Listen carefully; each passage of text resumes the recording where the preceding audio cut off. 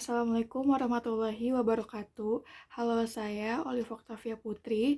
Saya mahasiswa semester 7 Fakultas Hukum Universitas Pembangunan Nasional Veteran Jakarta. Dalam kesempatan video kali ini, saya akan memaparkan apa itu haki dan bagaimana skema dari pendaftaran merek. Haki atau hak atas kekayaan intelektual adalah hak eksklusif yang diberikan oleh hukum atau peraturan kepada seseorang atau kelompok atas karya ciptanya. Pada intinya, haki adalah hak untuk menikmati secara ekonomis hasil dari suatu kreativitas intelektual. Objek yang diatur di dalam haki adalah karya-karya yang timbul atau lahir karena kemampuan intelektual seorang manusia. Fungsi dan tujuan haki adalah sebagai pelindung hukum terhadap pencipta yang dipunyai perorangan atau kelompok atas jeripayahnya dalam pembuatan hasil cipta karya dengan nilai ekonomis yang terkandung di dalamnya, serta untuk mengantisipasi dan juga mencegah terjadinya pelanggaran atas haki milik orang lain. Selanjutnya, bagaimana skema pendaftaran dari merek?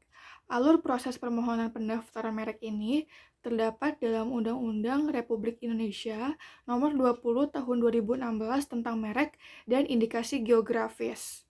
Dalam undang-undang ini, yang dimaksud dengan merek adalah tanda yang dapat ditampilkan secara grafis berupa gambar, logo, nama, kata, huruf, angka, susunan warna, dalam bentuk 2 atau 3 dimensi, suara, hologram, atau kombinasi dari 2 atau lebih unsur tersebut untuk membedakan barang atau jasa yang diproduksi oleh orang lain atau badan hukum dalam kegiatan perdagangan barang atau jasa. Sebelum melakukan pendaftaran merek, lakukan terlebih dahulu penelusuran merek untuk menjamin merek yang akan didaftarkan ini belum ada. Yang pertama, penelusuran merek. Menelusuri sebuah merek dagang adalah hal yang harus dilakukan pertama kali sebelum melakukan pendaftaran merek dagang. Hal ini sangat penting untuk menghindari penolakan pihak terkait ketika kita hendak mendaftarkan merek dagang. Penelusuran bisa dilakukan melalui status merek. Untuk pendaftaran merek dagang dan juga pertanyaan bisa diajukan lewat email di website www.djip.go.id. Yang kedua, persyaratan pengajuan permohonan. Siapkan persyaratan untuk mendaftarkan merek dagang. Nah, ada beberapa persyaratan yang diminta untuk pendaftaran merek. Yang pertama, ada si pemohon, yaitu perusahaan atau perorangan, untuk mengisi biodata seperti nama, alamat, dan kewarganegaraan pada formulir sebanyak 4 rangkap. Yang kedua, 10 contoh merek berukuran maksimal 9 x 9 cm, minimal 2 x 2 cm. Yang ketiga, menyiapkan daftar barang atau jasa yang diberi merek. Yang keempat, surat pernyataan kepemilikan dari pemohon. Yang kelima, surat kuasa. Yang keenam, fotokopi KTP pemohon. Dan yang terakhir, ada fotokopi NPWP. Dan ini khusus untuk pemohon perusahaan. Ketiga, prosedur pendaftaran merek. Prosedur pendaftaran merek terbagi lagi menjadi 2 bagian, yaitu pengajuan merek oleh pemohon langsung dan melalui proses verifikasi yang dilakukan oleh Ditjen HKI. Pemohon akan mengisi formulir pendaftaran merek dengan berbagai syarat lainnya yang harus dipenuhi, seperti surat keterangan usaha mikro kecil menengah atau UMKM, etiket merek, surat kuasa khusus, bukti pembayaran pendaftaran merek, dan bukti penerimaan permintaan pendaftaran merek. Setelah ini, Ditjen HKI akan memeriksa pendaftaran tersebut hingga akhirnya terbit sertifikat merek. Keempat, pemeriksaan formalitas dan pemeriksaan substantif.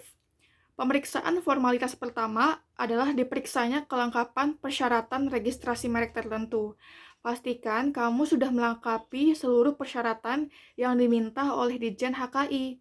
Karena jika ada syarat yang kurang lengkap, maka pihak Ditjen HKI akan meminta kelengkapan dalam waktu kurang lebih 2 bulan, sejak surat permintaan pertama diterima. Dalam waktu paling lama 30 hari terhitung sejak tanggal penerimaan permohonan pendaftaran merek, Ditjen HKI akan melakukan pemeriksaan substantif terhadap permohonan merek. Pemeriksaan ini melingkupi apakah permohonan tersebut termasuk ke dalam kategori yang dimohonkan atau tidak. Apakah sudah ada merek yang sudah terdaftar di kelas produk yang sama atau tidak? Untuk proses ini, Ditjen HKI memberikan waktu pemeriksaan paling lama 9 bulan. Kelima, pengumuman permohonan dengan pengajuan keberatan dan sanggahan. Setelah disetujui dalam waktu paling lama 10 hari terhitung sejak tanggal disetujuinya permohonan merek pada proses pemeriksaan substantif, Ditjen HKI mengumumkan permohonan tersebut dalam berita resmi merek. Pengumuman ini berlangsung selama 3 bulan. Pastikan selalu mengecek secara berkala mengenai hal ini.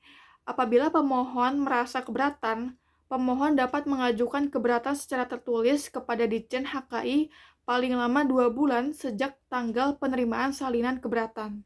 Selain itu, selama jangka waktu pengumuman berita resmi merek, setiap pihak dapat mengajukan keberatan secara tertulis kepada Ditjen HKI atas permohonan yang bersangkutan dengan dikenai biaya. Keenam, pemeriksaan kembali.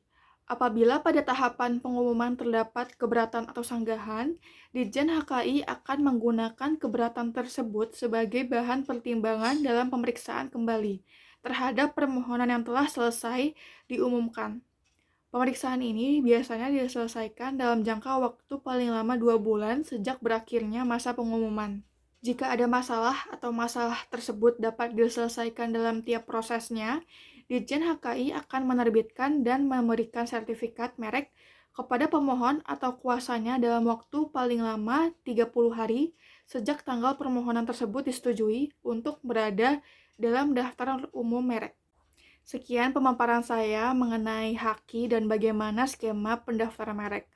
Kurang lebihnya mohon maaf. Wassalamualaikum warahmatullahi wabarakatuh.